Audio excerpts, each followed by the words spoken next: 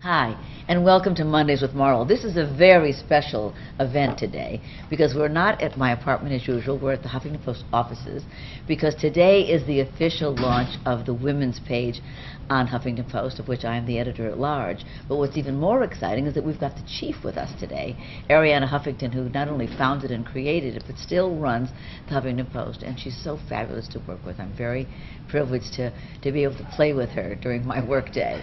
And so we're here today with Arianna. Arianna, so many people admire you. We have so many millions of questions for you. It's very exciting. Marlo, it's so great to be here with you. You know, I was going back to the first day we met. You probably don't even remember it, but you were starring in the Roseanne Halloween show. Oh, yeah, Roseanne.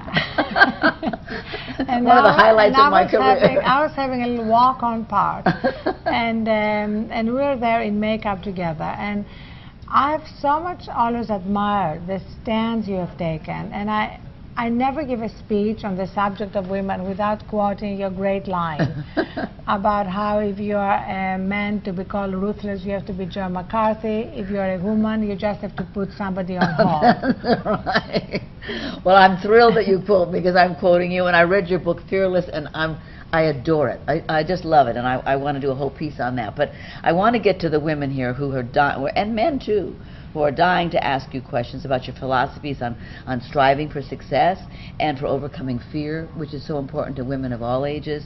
So we're going to dig right in. So this is from Valerie. She says, "Hi, Arianna. What are 5 things I can do to become fearless and go after my dreams?" And you can just talk to Arianna right in there. To Valerie. Valerie. So Valerie, the first thing is to realize that we're never without fears. When I talk about fearlessness, I mean not letting our fears stop us. So the second thing is to know that every time we fail, we should not see it as the opposite of success, but as a stepping stone to success. So never be afraid of failure. Otherwise, you'll never really go after your dreams. The third thing is to sort of work to silence that voice in our heads that constantly puts us down. We are often our own worst enemies. I call that voice the obnoxious roommate living in my head that constantly finds something to judge about me. The fourth thing is to have a tribe of friends, you know, just even if it's 2 or even 1 woman friend. It could be your sister, your mother, a girlfriend who is always there for you, who is there for you whether you're succeeding or failing, and who will always tell you the truth. And the fifth thing is what my mother used to tell me, which is that angels fly because they take themselves lightly. To have a sense of humor about our life, about our adventures, about our successes and failures, and not to take ourselves too seriously. Oh, that is great stuff. Wow. Could you just stay all day? I'd love to. I mean, my gosh. Okay, here's another one. This is from Farah. "I come from a family of conservatives. You also started out with a right-leaning worldview, but somehow you changed over time. So my question to you is, when was it that you made a more expansive person? You became a more expansive person both politically and socially?" So, ever since I can remember, I was concerned with the same issues. How do we become a more equitable society? How do we deal with social injustice? How do we care for those in need? When I was a conservative, I believed that all that was going to be done through the private sector.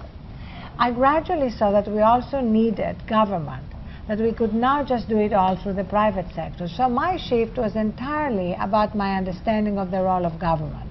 In terms of the social issues, I was always pro-choice and pro-gun control and pro-gay rights. So what changed was my understanding of what role government could play and needed to play in a fair and just society. And I think that's a great explanation, too, of the 2 parties. And we're really having that conversation all over again now, with the debt ceiling and the spending cuts. It's all over again, not really recognizing that, especially in times of a dreadful economy like we have now, you need a more activist government in order to generate demand and create jobs. Right, right. It never changes. This is from Stephanie. "What was the bravest move you ever made in your career, and how did you do it?" There's so many of them, right? You have to think a minute. I think in a way, it's always the first move.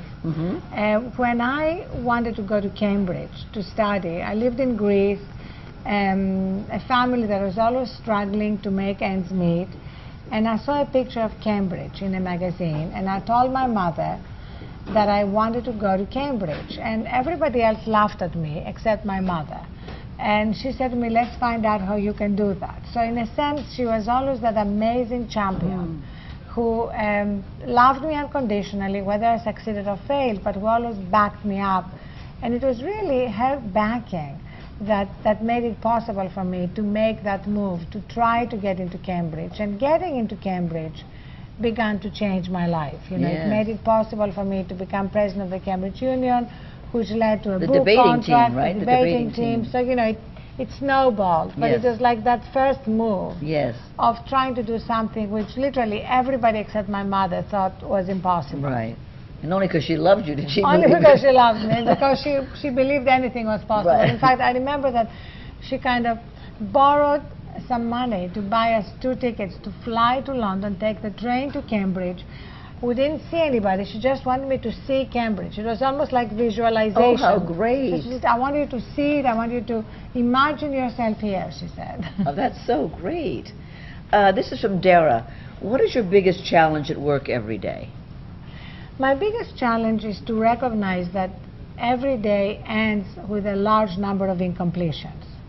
I never have like a day where I can say, I did everything I wanted to do. You know, every day, at the end of it, there is a long list of things I should have done, needed to have done, and didn't get done. So for me, a good day is a day when I choose the right priorities, when I do the most important things and acknowledge to myself that I couldn't have done anything more. And you forgive yourself for it, right? Exactly. You That's have so to. important, the No, I know. self-judging. Oh, I know. You know, What do you the call it, feeling- the obnoxious the roommate in your obnoxious head? roommate in my head Oh, who I tells me, love why that. didn't you do that, and why didn't you do that? That's great. Here's a very important question that a lot of women were concerned about. Some women who are very successful intimidate their daughters. How have you overcome that happening to your daughters, and do you think about that, and have you planned for that? You know, I'm very lucky in my relationship with my daughters. They're in college now. But when they were teenagers, you know, they both went through different forms of an eating disorder. So it was a really difficult adolescence. And there are always a lot of things that you can blame for it. All that I can say is that the one thing that got us through is that I always put them first. I think that is key. However busy I am, everybody here at the office knows that I will leave any meeting if they call. Yes. And that's the most important thing, because however busy a mother is, if they know that they come first, and if they know also that they are not going to be judged, it means that they can talk to me about everything. Yes. And now, you know, we have this amazing relationship. I know you do. Everybody talks about how great it is. There's nothing I enjoy more than being with them. And like yesterday, my oldest daughter and I and my sister, who is also a member of my tribe, you know, we're just hanging out and Yes. looking at sights and going out to lunch. And, you know, one of those days Yes. where there's nothing major happening, but where you just enjoy being Right, around each yeah. other. So you, because I'm the daughter of a famous person, so you can somehow, you know, feel that you can't measure up. And I didn't feel that because I found my own career fast. Very and early. quickly. Yes. But so I think that's what that's about. You know, how do they not feel that they can't measure up to be as successful and powerful as you are? I think the key thing is for them to find their own passions. And that's what I've always stressed. Whatever their own passion is, whether it's cooking or saving the world. Right. Well, my youngest daughter's passion is art, and a lot of her art is here in this office. And she spends hours and hours. She's going to be a sophomore in college, but her passion is art. So she was lucky to have found that. We have questions coming in now, again, from the community this minute live. This is from Storm. Arianna, where do you see the Huffington Post in 5 years? So we are growing in many different directions. We are growing internationally. We launched in Canada. We launched in the UK. We are launching in France, Australia, Brazil. We are growing in terms of new subjects that we're going to be covering. Today we launched HuffPost Women. On Wednesday we are launching HuffPost Parents. We invite you all to blog. As you know, Marlo, that's one of the great things, as well as having great editors and great writers. We also are a platform where we invite people to write on any subject that interests them. Well, the next question is, what do you look for in bloggers? Well, we actually look for people who write about things that they are passionate about. Again, it could be the debt ceiling debate, or it could be wearing flat shoes rather than high heels. It's one of our passions. We are very passionate about the fact that women seem to be obsessed at the moment with ridiculously high heels. Yes, yes. Well, I actually broke my ankle wearing one of those pairs. I don't doubt it. I don't doubt it. And that's what started me on this crusade. Here's a great question. I'm working on my first book. Do you have any advice? Well, my greatest advice about working on your first book is not to keep censoring yourself. Because I know that was the hardest thing for me when I started writing. It would sometimes take me 2 days to do a page. So now I treat it as a first draft, and I always say to myself, I can go back and edit and edit and edit, but just put something down on paper, the way it comes out, and don't try to make it perfect the first time. And also, get advice. I mean, I love being edited. I love sending what I write to my editors, getting their feedback, making it better. There's something powerful about that. It also makes you more willing to take risks. If you know somebody else may be able to check. That's right. That's great. That's exactly right. Somebody that you trust. Yes. This is from Jen. What's your advice to women just learning to manage teams of people? That's a hard question. You're right. I think that's something that you've written a lot about. Yes, I have. Because it's easier for women to be seen as bossy, as aggressive, as micromanaging. You know, all these terms which make a great leader in a man. Yes. I mean, a micromanager is a man who knows how to run a business. Yes, and pays attention to detail, right? Or, being assertive, being clear, having a clear vision, a clear direction of where we're going. All these things are often interpreted in a woman leader as being bossy and worse. Yes, no, absolutely. Yeah, so what you're saying is that your advice to women is what? To just ignore that and to really... I think, I don't say ignore feedback, because there's often useful feedback that we're getting, but not to let the naysayers get in the way. I think we need to learn to distinguish between useful feedback and feedback that is kind of reflexively negative. How do you manage stress? So there's a good one. Oh. That's from Katie. Hello, Katie. So that's a relatively easy one, because for me the greatest key to managing stress is sleep. If I get enough sleep, it completely changes my attitude. It makes me less reactive, less judgmental, more productive, more creative, and more joyful. In fact, that's why one of the first things that I did when we moved into this office on the 5th floor is to create 2 nap rooms. I don't know if you've been to see them. We have 2 nap rooms here. And I love to see... I bet you've never used it. I have, actually. You have? Yes. Oh, I'm so proud of you. I think I might use it today, because I got up really early to go do Morning Joe. So it might be a good day to use it. Yes. And I love kind of to see one of our busy reporters or editors disappear for a 20-minute or 30-minute nap in the middle of the afternoon, rather than having a donut. Or being grumpy all day. Coffee, or being grumpy. Yeah.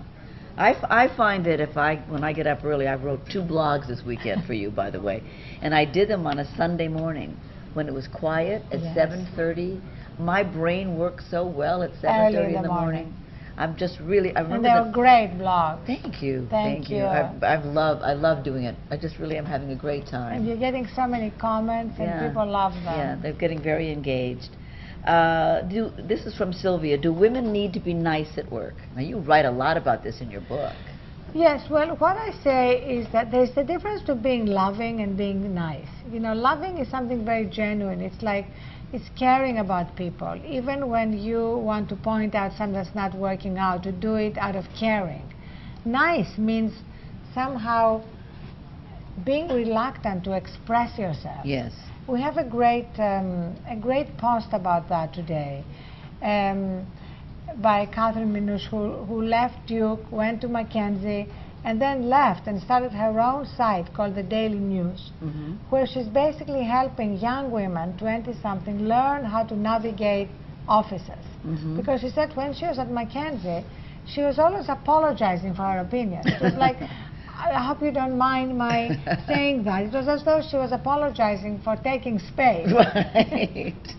And she's very pretty, and she said I was always wearing these boxy suits, as though somehow I had to fight my femininity, That's as though you couldn't be feminine and productive and effective at the same time. But that's what's great for women to see, women like you, where you haven't given up any womanliness, any femininity, to be strong and run a big company. That example alone, if you never said another word, really means so much to women. And there are so many great models like that. Yes, absolutely. Well, here's a nice question from Melanie. What is your favorite body part? I think it means on you. Actually, you know what? It's so funny. My daughters and I joke about it, because my favorite body part is my shoulders. I'm sorry you can't see them. Later. Later, but they are fun and bony. And my daughters laugh about, we compare our shoulders. So you like to wear off-the-shoulder clothes, you and your daughter? I like off-the-shoulder, Yeah, I do yes. too. I do too. If you could talk to your 20-something self, what would you say to reassure her about her body? To yourself. Yes. I would say the same thing I say to my 20-something daughters now, which is what Nora Ephron wrote in her book, I Feel Bad About My Yeah, Neck. I love that book. Which is, live in a bikini when you are 20. Because as you grow older, no matter how much you maintain yourself and how much you work out, bodies change. And that's part of the inevitable evolution of your body and the acceptance of aging. So in our 20s, we're so judgmental about our bodies. Right. And you look back at your pictures and say, at your pictures and you say, oh my God. Well, exactly. So I think that's the thing to remember. That's interesting. This is a question for both of us, but I'm going to have you answer it. Do you think you'll ever stop working? No, and I don't think you'll ever stop working. Not we just ever. love it. We're lucky to be doing something we love. I love to work. I love to work. And I like to find new things to do. This website is a whole new thing, and I'm loving it. I didn't even know I liked to write. I'm just loving it. I get up at 7:30 to write for you. Let's see what else is here. Arianna, this is from Pilar. What would you do differently now? Anything? Nothing? Constantly, I'm working to bring more balance in my life, to nurture myself more, to find more time to really do things that are not work-related. One of the disadvantages of loving what I do, of being very blessed to be doing something I love, is that it never ends. Yeah. I think if I didn't have my daughters, I would probably be working all the time.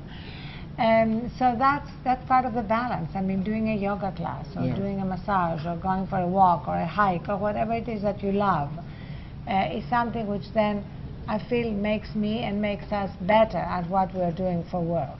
There's a quote in your book that I have now hung on my bulletin board, which says, we sacrifice what's important on the altar of what's urgent. Yes. That is so great. My mother used to say that. Oh, that's so often. great. Exactly. We just it's all about the running out of time. Right. And people throwing things in front of you, and so you lose what you're supposed to do yourself. Exactly. And I find that, again, I was very blessed to have a mother who lived in a kind of timeless rhythm. And she could not have an in-person relationship. Anytime she would meet anybody, she would connect with them. She would find out something about them. She would have them sit down and eat something, of course, because that was part of her thing, her cooking. And so she taught me a lot about not constantly rushing, not constantly being out of breath. Here's a question that I'm sure everybody wants to know. How did you get the idea to create the Huffington Post? Did you envision it on the day of its launch? Did you picture what it would become? Did you wake up one day and say, I should do this? How did it start? Well, as you know, I co-founded the Huffington Post with Kenny Lair.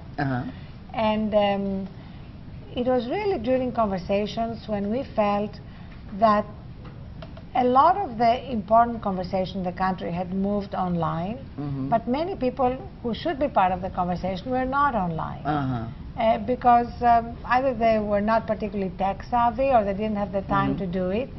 So we wanted to create a site that would make it possible for people to be part of the national conversation, whether it's about serious things or amusing things in real time, and then go back to their real jobs. Right. And at the same You mean like op-ed writers and so forth? Yeah, but like inviting you, as I did when we first launched, and Phil, and inviting, in fact, all my friends to write whenever they had something to say, and make it really easy. People are always amazed that they can send something and in 10 minutes it's up on the site. That's right.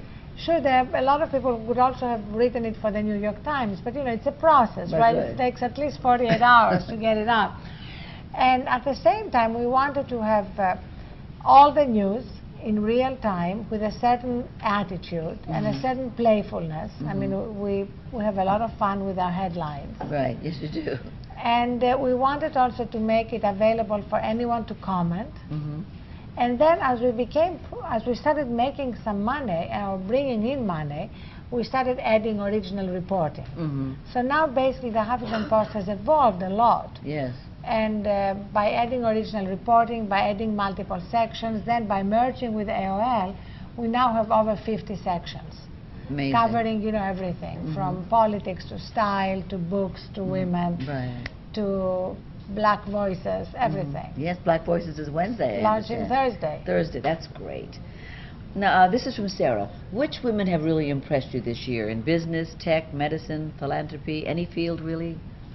I'm very impressed by what Sheryl Sandberg has been doing with Facebook, and also the role model that she has been for women. The fact that she, as she puts it again and again, always make sure you have a seat at the table. Yes. And I'm now very, very sensitive to that. Like whenever we have a big meeting, as I just came from, where we have all the executives here and a lot of people from the company at 11 o'clock every Monday morning, I always look at how some of the women are not sitting at the table. And I always say, come and sit at the table, even if it means bringing an extra chair. Good. That's great. Arianna, this is from Dee Dee. What advice do you have for someone who feels the pressure to be more than she is career-wise, but already feels like she's over her head in the position she's in now? Well, that kind of describes all of us, doesn't it? It is totally amazing how much we judge ourselves. I know men judge themselves too, but no one like we judge ourselves. That's right. So I think for me, the greatest way to evolve and to do more things is to love and accept where we are right now, and not to judge it as inadequate or as not good enough. It's in the same way when we try to lose weight. I think we first have to love our bodies the way they are before we can change them. This is live from Lucy. Hi, Lucy. Arianna, what do you think about the division of media in the U.S. today? It seems like the left has certain outlets and the right has their mouthpieces. Is this good? I have argued now for a while that looking at everything through this prism of right versus left is a very obsolete way to proceed. That if you think about it, the most important issues that we care about, certainly here editorially, are jobs, what's happening to the middle class, can our kids graduate from college and find jobs? Now, these are not left-wing issues. These are not right-wing issues. These are issues that affect everyone in America. So we call it beyond left and right. And I would love all of us to just be thinking more about what's in the public interest, what's best for the majority of Americans, rather than what's left-wing or what's right-wing. What kind of critiques, this is live from Tamara, hi Tamara, what kind of critiques and obstacles have you faced, and how did you move past them in your move up? That's interesting to know what, what were you tackling in terms of? I have faced every possible critique, from being too ambitious, to having an accent, to everything in between. To being blonde. To being blonde now. I did not start life as a blonde.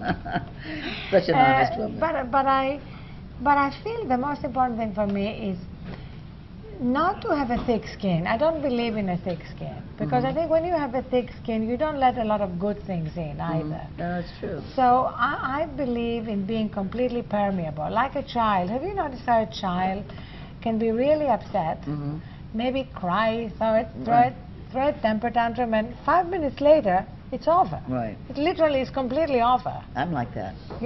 I'm like that too, but I had to learn to be like that. No, You're that's probably my like family. that. Yeah, we are. Which is Lebanese and fantastic, Italians are like isn't that. it? They make a lot of noise, and then it's over. and then they play. And kind of, I love that because whether it's in a relationship or when you work closely with people, I love to just express everything. Right. I mean, you know, because we've expressed things with our teams. Right. And I feel, let's just express how we feel. That's Because right. when you express it, you clear the air That's right. and you move on. And it's over with. And it's over. Yeah, exactly. When you sit on things, that's really, when you sit on things and you don't express, they begin to poison the relationship in very subtle ways. And it's very non-creative. Everybody doesn't do well. No, because people spend a lot of energy Right. not saying things. Right, exactly. No, it's true. This is live from John. Do you favor the passage of a constitutional amendment that would divest corporations of First Amendment rights? I don't know about such an amendment. You know what, I just think that we do not need at the moment to expend any energy in passing constitutional amendments of any kind. I think we have some very, very real problems in this country, like 26 million people out of work or underemployed. And I feel we need to really concentrate all our energies and all our creativity and all our ingenuity, which we have, especially as Americans. I mean, this is one of the most ingenious nations on the earth, to solve these big problems. This is from Sunwin.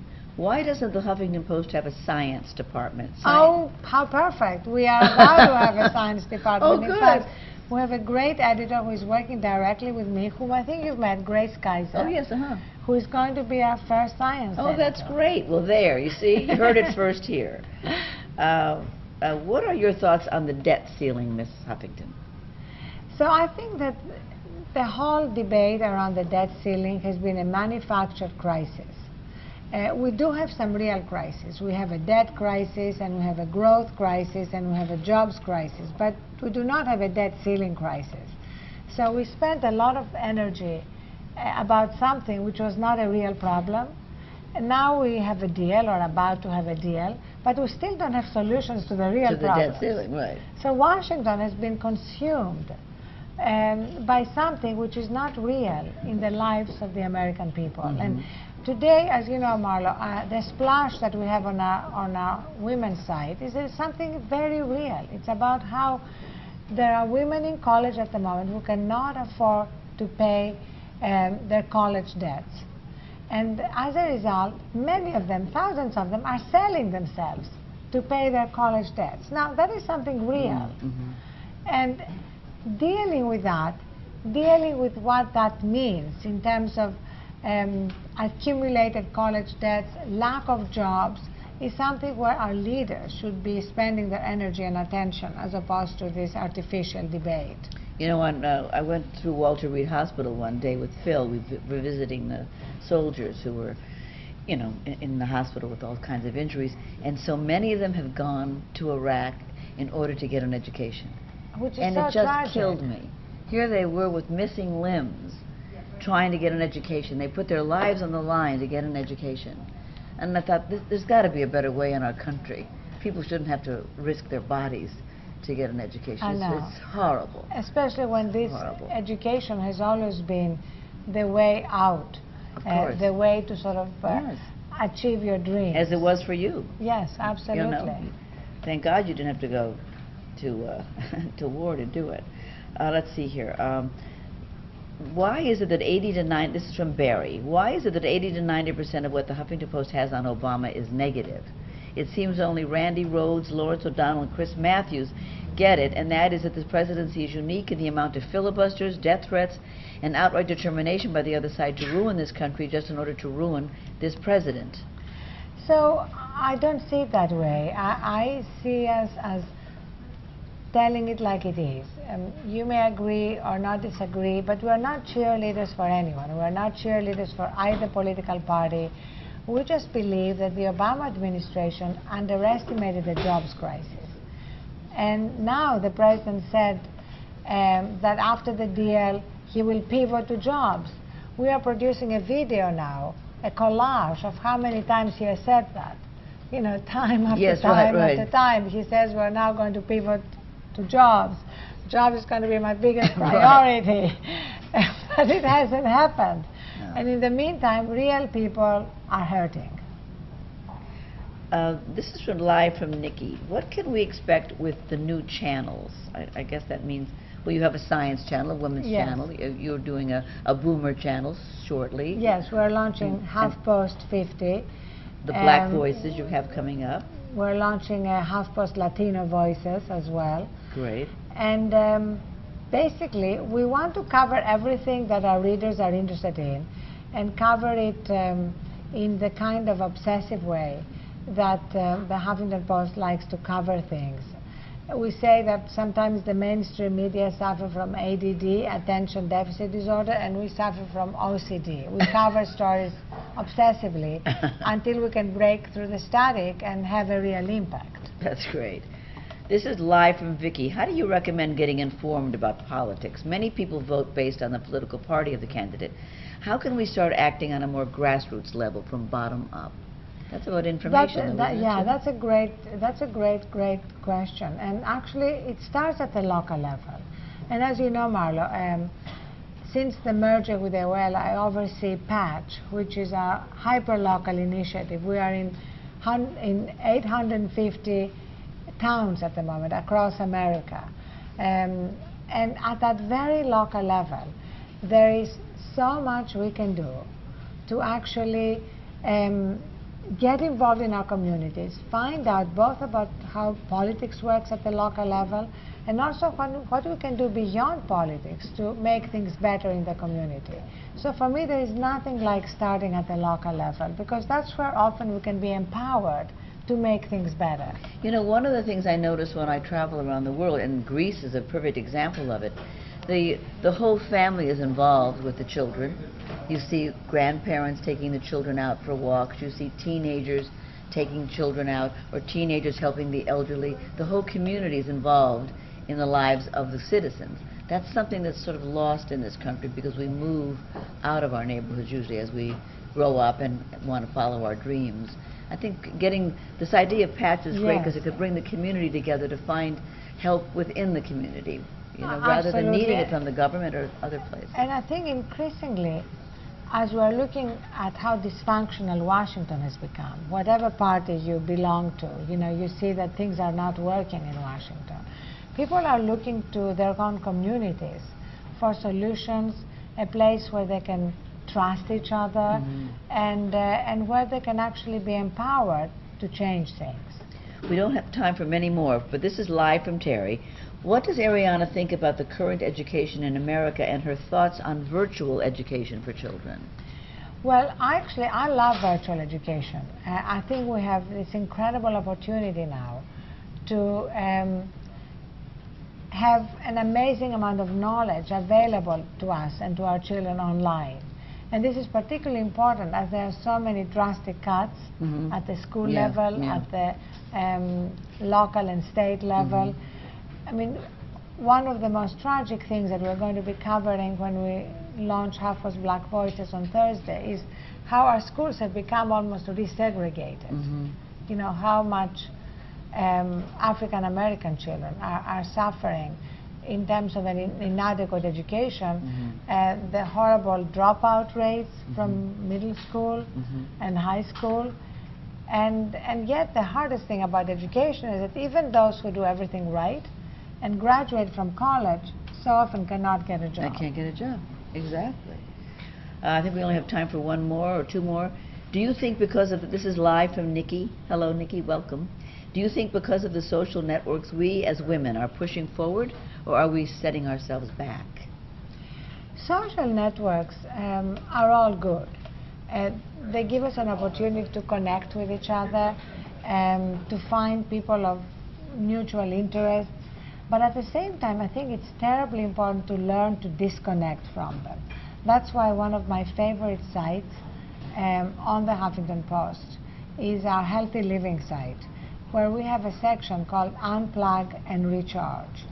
And it's terribly important for us to learn to unplug, because that's how we recharge ourselves and we can get back into our lives with renewed energy and vigor. Well, this is the perfect question. Live from Betty. Would you ever run for political office? Oh, never. This is my last act. The great thing about this job is that I can do so many things within it. Of course, Be involved in so many areas that interest me. So I feel very blessed to be here, very blessed to be working with you, Marlo. I'm loving it. And now I have. You're so encouraging. No That's what I plan. love about you. You're encouraging. You write me an email. Perfect. Awesome. I love that. It's the truth. This is live from Nikki. I have an idea for a blog. How do I send it to you? I'm going to give you my email address, which is Arianna, 1 R and 2 N's, @HuffingtonPost.com. So just send it to me, and we'll pass it on to our blog team. And I invite all of you, look at all the sites we have and see what interests you and write about it. Self-expression has become a new form of entertainment and fulfillment. Be part of it. Well, that is our last question. You've answered everything. I mean, we still have about 80 more questions to go. I'll have to just send them to you, and you'll think about them. You'll know what people are worried about. Thank you, Arianna. Thank you so much, It's wonderful to be with you. Thank you. I'm so thrilled to have shared you with the Mondays with Marlo community, and we'll see you next week.